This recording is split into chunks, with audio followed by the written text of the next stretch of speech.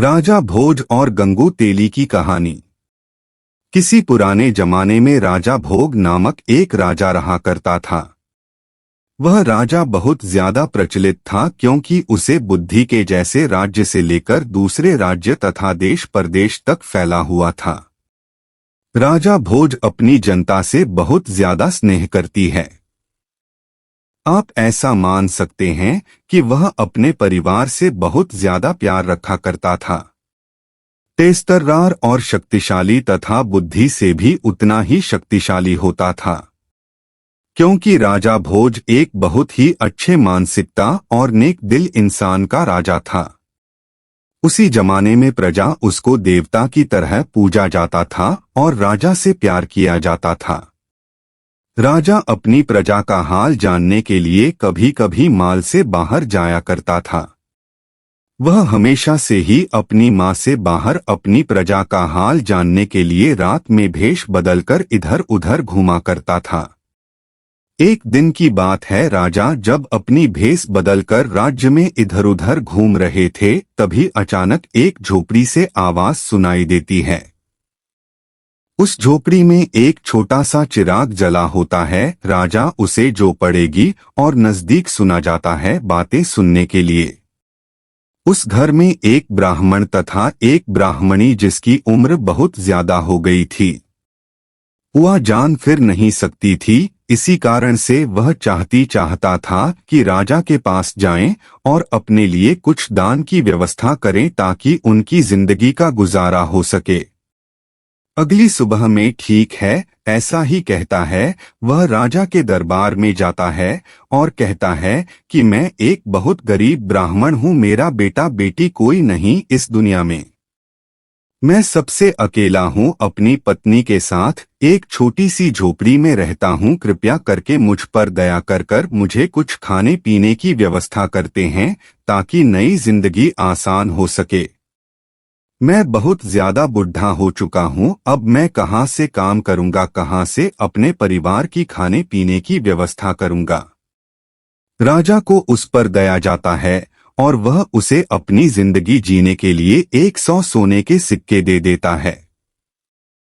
बूढ़ा ब्राह्मण खुशी खुशी अपने घर जाता है और वह 100 सोने के सिक्के एक लकड़ी के संदूक में रख देता है।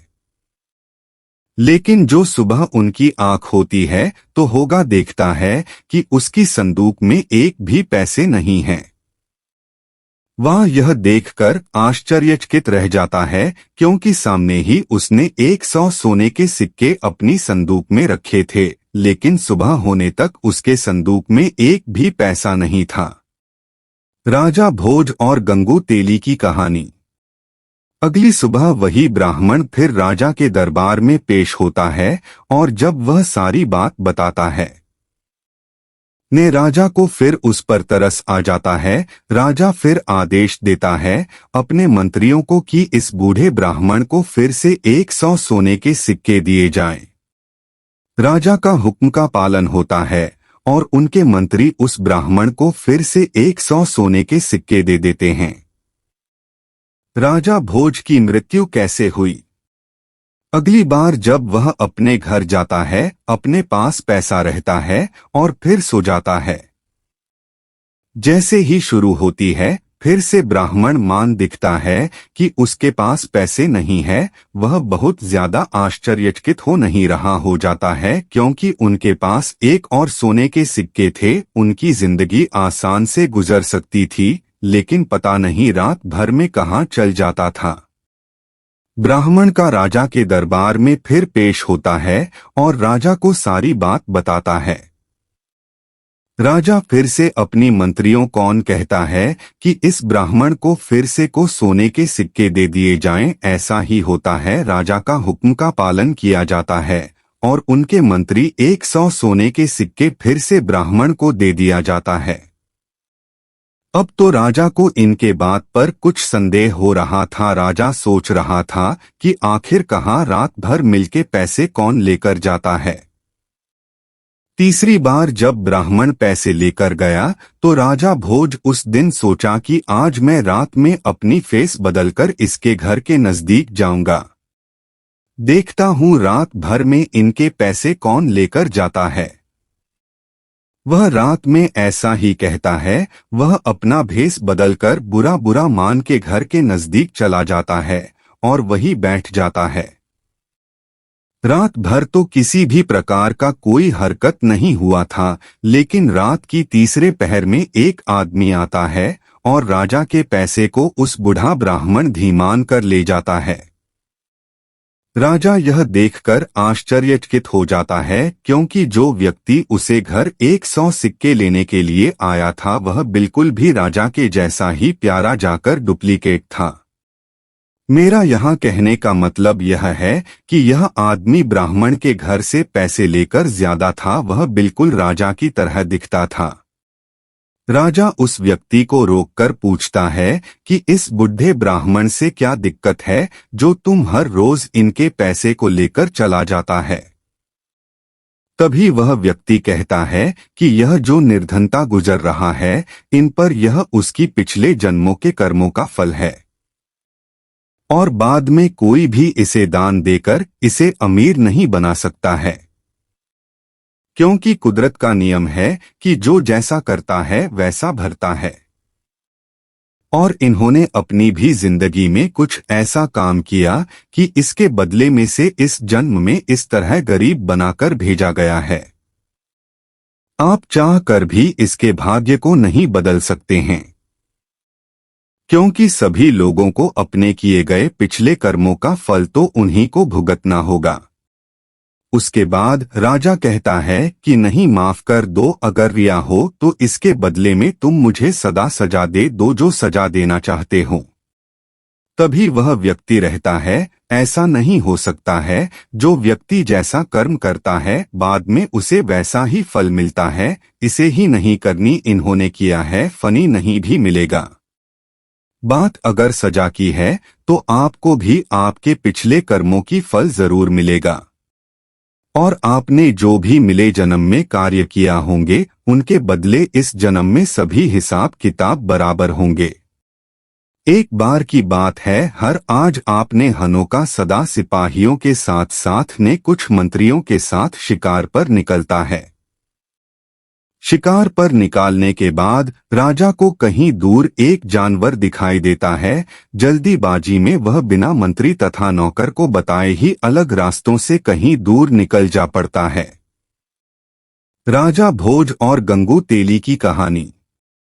चलते चलते राजा को उसकी सीमा का अंत तक पहुंच जाता है। साथ ही वहां एक गहरी खाई दिखाई देती है।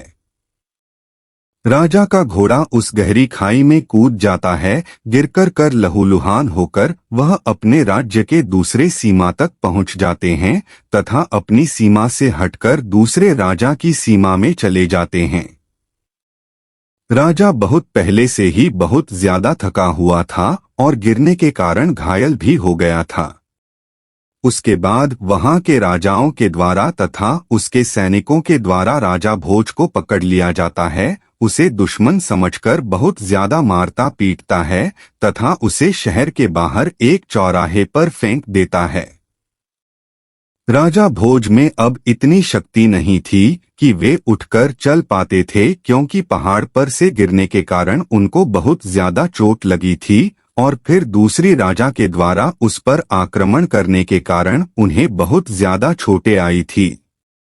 फिर उसके बाद राजा बेहोश हो जाता है और महज एक दिन बाद उसका हो जाता है। राजा को जब होश आता है तो वह आश्चर्यचकित रह जाता है, क्योंकि राजा एक जगह एक बिस्तर पर लेटे हुए था। उनका मरहम पट्टी हो गया था और उनके पास पानी तथा दवाई का कुछ डब्बा रखा था जिसे कोई आदमी उसे खिलाने लगा था। वह आदमी एक गंगू तेली था जिन्होंने राजा को चौराहे पर से उठाकर अपने घर ले आया था और उन्हें अच्छी तरह से खिदमत किया था। राजा को गंगू तेली पर बहुत ज्यादा विश्वास हुआ और वह उनको बचाने वाला देवता मानने लगा था। उनकी जान बचाने की कीमत बहुत ज्यादा है और वह एक राजा है, लेकिन वह कभी भी अपने असली गुणों का पता गंगू तेली को नहीं चलने दिया था। नहीं गंगू तेली को पता था कि वह राजा भोज है। राजा को गंगू तेली जो भी काम दिया करता था, राजा बखूबी उन्हें मानकर उनका आदर करके उनका काम किया करता था।